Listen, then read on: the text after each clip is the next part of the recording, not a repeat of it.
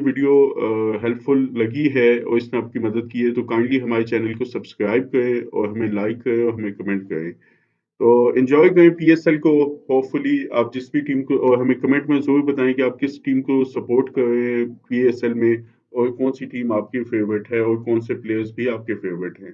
Take care guys اللہ حافظ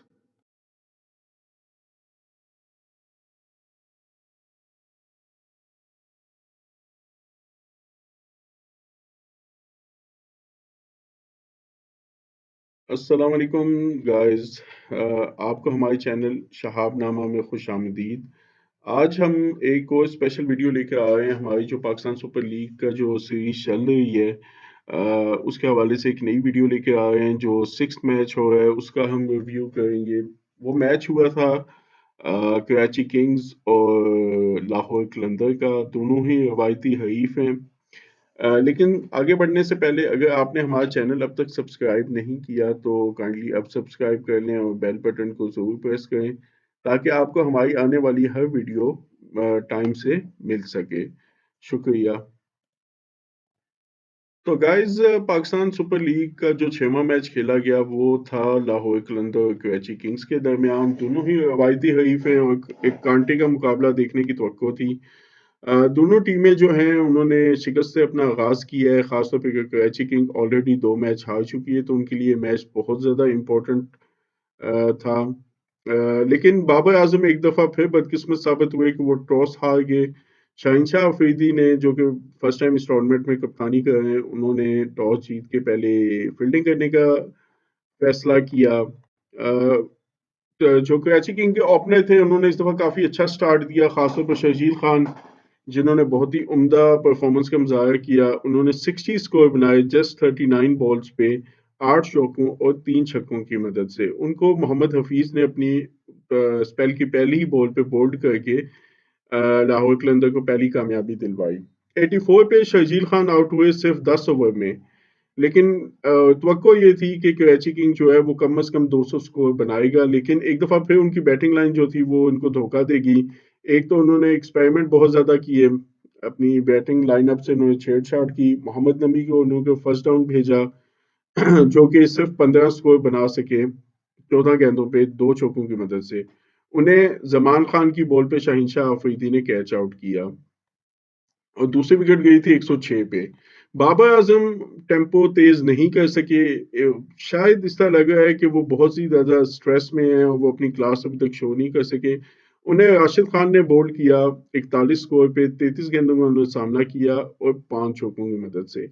باقی بھی جو بیٹسمین تھے کوئی بھی بیٹسمین قابل قدر کارکردگی نہیں دکھا سکا جوئے کلارک نے 24 سکور بنائے 18 گیندوں پہ 2 چوکوں کی مدد سے جو اور وہ نوٹ آؤٹ رہے عامر یامین کو حارث عرف نے کیچ کیا شاہین شاہ افریدی کی بال پہ انہوں نے 9 سکور بنائے 6 بالیں کا سامنا کیا 1 چوکا لگایا جبکہ لیوس گیگوی جو تھے ان کو حارث عرف کی بال پہ شاہین شاہ افریدی نے کیچ کیا 2 سکور انہوں نے بنائے 3 گیندوں کا سامنا کیا صاحبزادہ فرحان کو آج ٹیم میں شامل کیا گیا تھا انہوں نے ایک بہت ہی شاندار چھکا لگا کے اپنے عزائم کا تو اظہار کیا لیکن پھر نیکسٹ ہی ان کو حارث عرف نے بولڈ کر دیا 8 سکور پہ 5 گیندوں کا سامنا کیا اماد وسیم پہلی بال پہ چلتے بنے انہیں حارث عرف کی گیند پہ راشد خان نے ایک بہت ہی بہترین سلائڈنگ کیچ کیا انہوں نے اپنا اکاؤنٹ نہیں کھول سکے ایک ہی بال کا سامنا کیا حارث عرف ہیٹرک پہ تھے لیکن امید آصف کو وہ آؤٹ نہیں کر سکے انہوں نے بہت ہی شاندار اپنے آخری اوور کروائے شاہین شاہ نے بھی بہت اچھے اوور کروائے جس کی وجہ سے کراچی کنگز صرف 170 سکور بنا سکی 7 وکٹ کے نقصان پہ اس میں لاہور نے جو ایکسٹرا دیے ہیں وہ 11 دیے ہیں جس میں 4 وائڈس اور 7 بائی کے سکور شامل ہیں بالنگ کی بات کی جائے تو شاہنشاہ افریدی نے 4 اوور میں 31 سکور دے کے ایک وکٹ لی ہے زمان خان نے 4 اوور میں 39 سکور دے کے ایک وکٹ لی ہے راشد خان نے بہت اچھی بالنگ کا مظاہرہ کیا وہ ہمیشہ اکانومک بالنگ کرواتے ہیں 4 اوور میں 24 سکور دے کے ایک وکٹ لی جبکہ جو سب سے کامیاب بولر ہے وہ حارث عرف تھے جنہوں نے 3 وکٹ لی 33 سکور دے کے ڈیوڈ ویزا نے 2 اوور میں 21 سکور دیے ہیں سمت پٹیل نے 1 اوور میں 11 سکور دیے ہیں جبکہ حفیظ نے ایک ہی اوور میں 4 سکور دے کے ایک وکٹ حاصل کیا اور یہ بڑی حیرانگی کی بات ہے کہ حفیظ کو مزید اوور نہیں دیا گیا 171 का स्कोर इतना बड़ा तो नहीं था इन कंडीशन में, लेकिन फिर भी ये आसान टारगेट नहीं था। लाहौर कलंदर की तरफ से काफ़ी तवक्कुआत थी उनके ओपनर्स पे, लेकिन अब्दुल्ला शफीक जो हैं वो जल्दी ही आउट हो गए। उन्होंने सिर्फ 8 स्कोर बनाए, 8 गेंदों का सामना किया, 1 चौका लगाया। उन्हें मोहम्मद नबी की बॉल पे आमिर यामीन ने कैच किया। दूसरे जो आने वाले बैट्समैन थे वो कामरान गुलाम थे। उन्होंने पिछली इनिंग्स अच्छी खेली थी, लेकिन इस इनिंग में वो सिर्फ 6 स्कोर बना सके, 9 गेंदों का सामना किया, 1 चौका लगाया और उन्हें मोहम्मद नबी ने कैच आउट किया उमैद आसिफ की बॉल पे। हफीज ने एक छोटी इनिंग लेकिन अच्छी इनिंग खेली। उन्होंने 21 बॉल पे 24 स्कोर बनाए, 4 चौके लगाए। उन्हें इमाद वसीम की बॉल पे बाबर आजम ने कैच आउट किया।